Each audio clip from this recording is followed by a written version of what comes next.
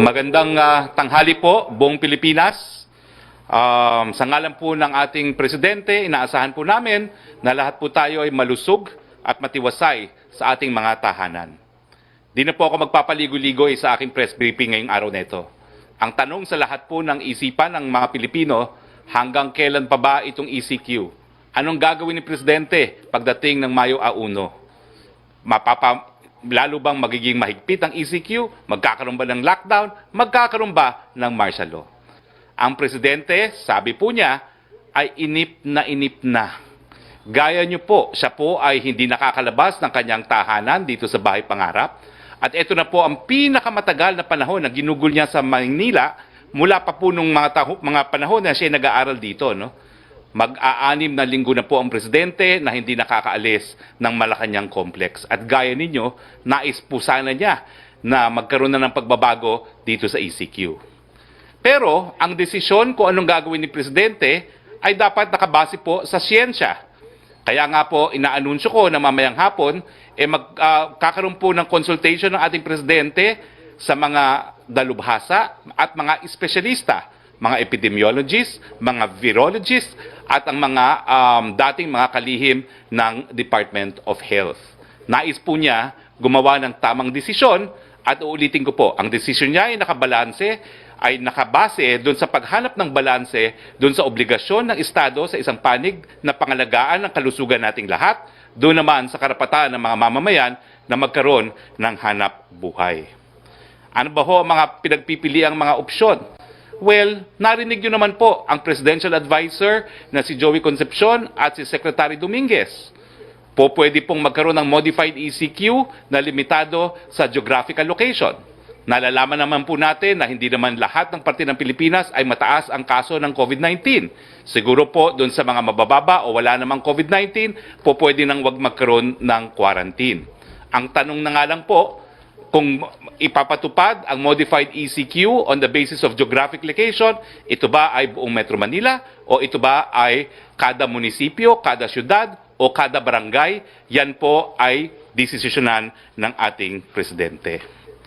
Gayunpaman, ulitin ko po, ang magiging basehan ng ating presidente ay ang mga rekomendasyon ng kanyang IATF, ang rekomendasyon ng mga dalubhasa, at ito po ay magiging base sa siyensya. Pero bago po malaman kung ano talaga ang gagawin ng presidente, kinakailangan malaman ng lahat, nasa na ba tayo ngayon? Well, sa ngayon po, balikan muna natin yung graph na ginamit natin noong huling pag-briefing natin. Ito po yung pinagbasihan ng presidente kung bakit nagkaroon tayo ng extension ng ECQ. Makikita niyo po rito na matapos yung original na isang buwan ng ECQ, kung hindi tayo nagkaroon ng extension na 2 linggo, talaga pong sisipa na napakataas ang numerong mga kababayan natin. Ito po yung pulang linya na dapat sana po ay nagkasakit. Pero dahil nagkaroon nga po tayo ng extension, mukha naman pong napababa natin ang numero. At makikita rin natin dito sa graph nito na ito pa rin ang magiging basihan ng ating presidente sa kanyang desisyon kung anong gagawin matapos ng 30 ng Abril. Dahil makikita natin na kung hindi tayo mag-i-impose ng kahit anong klaseng quarantine, bukang lolobo na naman ang numero ng mga may sakit na COVID-19 at makikita rin natin na kung merong mang modified ECQ ay meron pa ring bahagyang pagtaas. Babalansehin po yan ng presidente at inuulit ko po sa tulong din ng siyensya at mga dalubhasa. Pero nasan po tayo ngayon? Meron na po tayong 6,259 na kaso ng COVID-19. Meron na pong 409 na namatay. At ang mabuting balita naman po, mas marami ng mga nakaka-recover. At 572 na po ang nakaka-recover. Napapababa na ba ho natin ang numero ng mga nagkakasakit? Are we flattening the curve na tinatawag? No? Well, makikita niyo po dito sa graph na ito na mula nung Webes na huli tayo nagkaroon ng press briefing at kung saan nakiusap ang inyong presidente na maging homeliners at manatili sa ating mga tahanan, nakita niyo naman po, bumaba ang mga kaso ng mga bagong nagkakasakit ng COVID-19. So talaga pong wala tayong solusyon dito sa pagtaas ng numero ng COVID-19 kung hindi ang pananatili sa ating mga bahay. Ngayon, marami naman pong mga best practices na nakikita tayo ngayon, no? Diyan po sa siyudad ng Muntinlupa, nakikita po natin kung paano sila nagso-social distancing sa mga talipapa at pati po sa palengke, no? Napakaayos po ng social distancing diyan sa Muntinlupa at ganyan din po ang nakikita natin sa Taguig. Kampante po kami na lahat ng mga lokal na government units natin ay kayang gawin itong mga bagay-bagay nito. Isa pang mabuting balita po, sang-ayon po kay General Galvez, no, ang tagapagpatupad ng COVID-19, 2,780 quarantine facilities na po ang handa para sa mga 168,000 na magiging pasyente. Ibig sabihin po, nakapaghanda na po tayo habang pinababagal natin yung pagkalat ng sakit. Meron na po tayong paglalagyan ng mga posibleng magkasakit ng COVID-19. Ilan nga po dito ay yung Rizal Memorial Sports Complex, ang Ultra at ang Ultra. Dahil meron na rin po tayong 17 accredited testing centers para sa mga PCRs, meron na po tayong kakayahan ngayon na magkaroon ng COVID testing na PCR ng hanggang 10,000 kada araw. At bukas nga po, bubuksan ng Red Cross ang kanilang facility para sa testing at inaasahan po nating madodoble pa yan. Locate, isolate, and cure. Ganyan po ang ating plano kung paano lalabanan ang COVID-19.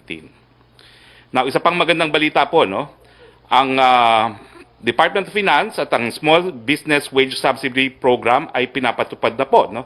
At ito po ay magbibigay tulong sa 3.4 million workers dito po sa formal na sektor natin. Ang application period po ay ngayon na, no?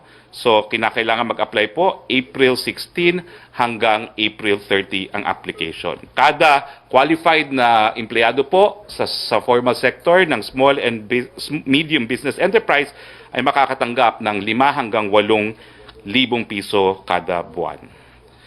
Iba pa pong mga balita, mabuting balita, ang Department of Agriculture naman po ay sa pamamagitan ng Rice Resiliency Program ay namamahagi ng libreng binhi at abono sa ating mga magsasaka. At ngayon po, itong Rice Resiliency Program ay nagnanais na makatulong sa 1.2 million na ating mga magsasaka at magbibigay po sila ng at least 2 bag ng pataba at ng mga binhi. Bukod pa po dito, ay meron din pong 74.57 billion na na-release na po doon sa Social Amelioration Program na kinakalat na po ng ating DSWD. Nagkaroon na po tayo ng 4,715,573 family beneficiaries, no? At ito po ay nakakalat sa 1,359 LGUs. Ang mandato po ng Presidente, lalo pang pabilisin ang pagbibigay ng Social Amelioration Program dahil ito naman po talaga ay pantawid gutom lamang. Dagdag po dito ay yung mga ayudang nabigay na natin sa mga drivers, no? Sa pamamagitan din po ng SAP in coordination with the DOTR o yung Department of Transportation, no? Meron na pong 17,467 na mga tsuper na nakinabang sa programang ito. Doon naman po sa programa ng Department of Labor, yung COVID Adjustment Measures Program or CAMP, nakapagbigay na po tayo ng 1.320 billion cash assistance to 264,154 workers. At doon naman sa programa ng TUPAD, ay nakapagbigay na rin po tayo ng 966 million cash assistance to 235,949 workers. Doon naman po sa programa ng DOLE pa rin, yung Abot Kamay ang Pagtulong Programa, AKAP, na nagbibigay ng hanggang 1.5 billion assistance para sa mga ating OFWs, ay tayo po ay tumatarget na magbigay ng 150,000 na tulong, no, sa ating mga OFWs na may halaga ng 1.5 billion. Sa mga Pag-ibig members, nako, mabuting balita rin po. Nagkaroon na po tayo ng mga short-term loans na nai-release ang Pag-ibig at ito po ay sa halagang 635.65 million at ito po ay napunta na sa 32,000 members ng Pag-ibig. Ang grace period din po ng pagbabayad sa mga utang sa short-term loans at sa housing loans ay hanggang 45 days, no? Kung malilift nga po o mabomodify itong ECQ sa May 1. Ito po ay nagbigay benepisyo sa 4 million STL borrowers at 713,000 housing borrowers. Now, bukod pa po rito at sa ibang punto naman, alam niyo po kung hindi naging masigla ang ating ekonomiya, siguro po hindi natin kakayanin itong laban natin sa COVID-19. Pero ang katunayan po, bago tayo tinamaan ng COVID-19, napakalakas po ng ating ekonomiya. Ano pong patunay dyan? Una-una, pagdating po doon sa tinatawag na GDP o yung paglago ng ating ekonomiya, makikita po natin sa graph na ito na nag-average po tayo ng 6.7, 6.8 GDP growth kada taon bago po dumating ang banta at sakuna ng COVID-19. Bukod pa po rito ay napababa din po natin yung pagkagutom, yung poverty incidence, no, na nararanasan ng ating mga kababayan. This is a record low po, no, na 16.6% ang mga nagugutom na lamang po, no. At siyempre po nandiyan pa rin yung napakalaking pagtaas ng foreign direct investments, no. Kaya nga lang po, lahat po yan, siyempre naapektuhan ng COVID, pero kung hindi po dahil dito sa napakagandang performance ng ating ekonomiya, siguro po, lalong naging masama ang kalagayan natin ngayon. Now, sinabi ko po yan dahil kailangan naman pong to give credit where it is due. Hindi naman po siya lamang ang responsable rito, pero napakalaki rin po ng papel na ginampan ni dating sekretary ng NEDA po, Ernesto Pernia, sa paglago ng ating ekonomiya na naging dahilan na tayo po ay mas handa para harapin ang banta ng COVID-19. Kami po ay nagpapasalamat at nagbibigay pugay din kay dating NEDA Secretary Ernesto Pernia. We will miss you even as we welcome the OIC, si Secretary Carl Chua. Now, last point po, kami po ay nakikiramay doon sa mga pamilya ng 11 na ating kasunduluhang napatay at 14 nasugatan sa paglalaban po sa mga terorista at mga bandidong Abu Sayyaf sa Sulu. Kinukondena po natin yung ginawa ng Abu Sayyaf sa panahon na dapat sana po ay nagkakaisa tayo dahil nga dito sa COVID-19. Ang pangako po natin sa mga pamilya ng mga nasawi, bibigyan po natin ng katarungan ang inyong mga mahal sa buhay at itataguyod pa rin natin ang soberenya ng Pilipinas. Siguro po ngayon tatanggap na ako ng mga katanungan galing po sa ating mga kasama sa media. Si Joseph Morong po, GMA7, I think he will ask his question by Skype. Sir, good morning. Yes, good morning, Joseph. Yes, sir. You mentioned that the President will talk to several experts, no? Can you mention mga particular persons that the public may be familiar with already? Well, yung mga dating Secretary of Health po siguro, no? Hindi ko lang po alam kung sino nang nag-confirm, but yung mga dating Secretary of Health po were invited. But as of now, at hiningi ko po ito sa PMS, I wanted a list of confirmed attendees. As of 12 noon, hindi pa po sa akin nabibigay yung listahan. All right, sir. After the meeting, when do we expect the President to decide? Well, siguro po dahil 10 araw na lang at matatapos na itong ECQ, no, kinakailangan magdesisyon ng Presidente ngayong linggong ito dahil ano man ang desisyon niya ay kinakailangan paghandaan ang implementasyon.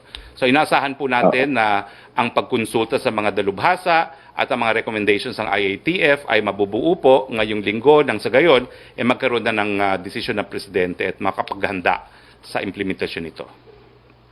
Yes, sir. Just one last question on this topic.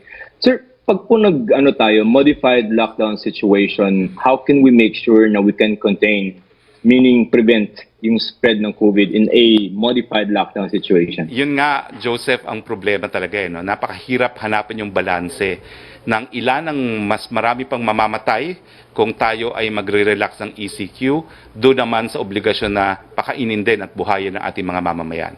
Yan po ay isang desisyon na napakahirap gawin. I don't envy the President for having to make this decision, but we are hoping and praying that the right decision will be made. But ang sabi ko nga po, difficult because the decision is one of the most difficult decisions that the President has to be made. He will be guided by science. Siyensya po ang gagamitin ng Presidente sa desisyong ito. Sir, variation of the question. Do you think it will be safer for us to extend the ECQ? Well, hayaan po natin magdesisyon ng presidente dyan. Siyempre, ang sagot dyan, mas safe. Pero ang problema naman po natin, paano naman magkakaroon ng hanap buhay yung ating mga kababayan. No? Ang naibibigay po nating mga ayuda ay para lang food survival. No? At siyempre, naintindihan din natin na napakahirap ng lagay ng lahat ng Pilipino ngayon. No? Dahil talagang they're at the brink of poverty. Bagamat, ang pangako po ng presidente, talagang uubusin muna niya ang kaba ng taong bayan para sa tao kaysa sa iba pang mga proyekto. Okay. Sir, yun na lang pong sa meeting sa phone call nitong si President Duterte with US President Donald Trump. Can you share the talking points that the two leaders shared? Well, unang-una, ang masasabi ko lang po, the call came in at 10:10 in the evening, kagabi. Pangalawa po, it was initiated by the US government. It lasted for about 18 minutes. It was cordial, and it was about collaboration, bilateral collaboration on COVID-19. But beyond that, I have no authority to divulge any further details. All right, sir. Thank you for your time, sir. Thank you po.